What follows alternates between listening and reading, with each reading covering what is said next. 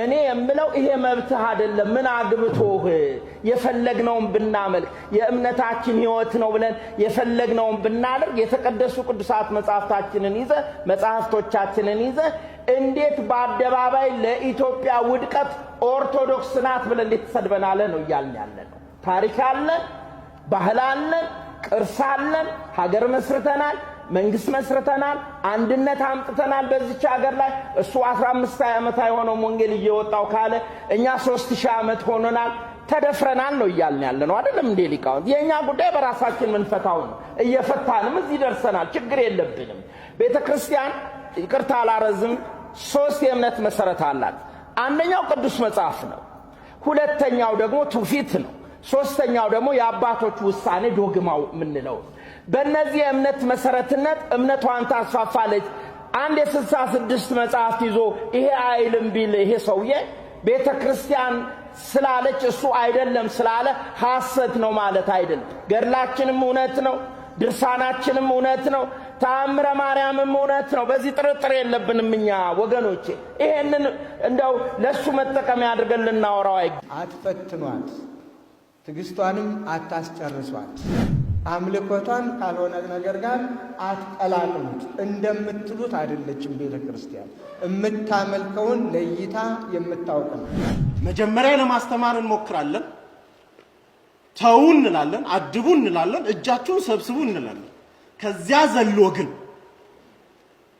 ንዋያተ ቅድሳቶችን እማመልከውን ስርዓቴን ዶግማዬና ቀኖናዬ ላይ ሲመጣ ግን የሚወሰደው እርምጃ ማንከላከሉት ሁላ ሊሆን ይችላል በጣም አስፈሪ ሁኔታ ውስጥ ነው ያለነው እኔ አሁንም መንግስት በምርጫ የነገሰ መንግስት ህግና ስርዓት የህግ የበላይነት የሚያስፈጽም መንግስት ይሄንን የጥላቻ ንግግር ደም የሚያፋስስ ንግግር ያማኙን አንገትና ያገልጋዩን ስሜት የነካ ንግግር በአደባባይ ላይ ሲናገር መንግስት ጆሮ ቤት ነው አይኑ የት ነው መደፈር የጀመርነው ዛሬ አይደለም መደፈር የጀመርነው ዛሬ አፍንጫችንን ስለነካ ነው አይናችን ያለቀሰው እንጂ ገና ትላንትና የጣዖት ዕቃ ብለው ንዋየ ቅዱሳቶቻችንን በፌስቡኮቻቸውና በትምህርታቸው ሲሰጡ የነበሩ አካላት ከበሮአችንን ሲይዙ ጽናጽላችንን ሲይዙ ልብሰ ተክህኖቻችንን ሲያፌዙበት የጣዖት ዕቃ እንዳላሉት ነው መሰለኝ ፓስተር ዮናታን የሚባል ግለሰብ በኩል የሚገለጥ በእኛ በኦርቶዶክሳውያን አንደበት የማይነገር መልሰን እንኳን ለመናገር የሚያስጠላ የሚቀፍ ስርዓታችንን ትውፊታችንን ሃይማኖታችንን የሚጋፋ አስቀያሚ ንግግሮች ሲናገር ተስተውሏል ህግ የማይገዛው ሲሆን የመጨረሻ ምርጫችን የሚሆነው ከአባቶቻችን በተማርነው አንገትን መስጠት ይሆናል ዝም ብሎ መሰደብ ሳይሆን አንገትን መስጠት ወደሚለው ደረጃ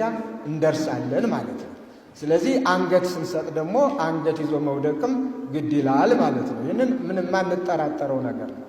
ሃይማኖት ነው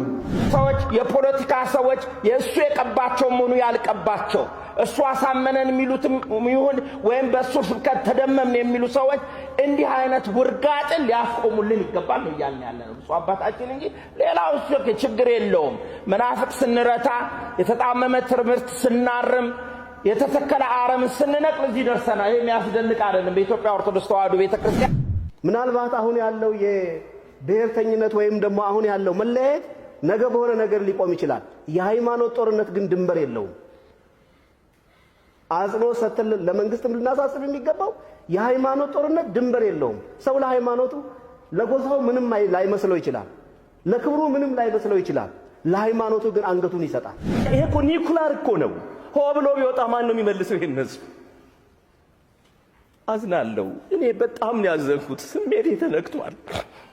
አዝናለሁ በቃኛ ከዚህ በላይ ውርደት ከዚህ በላይ ሞት አለ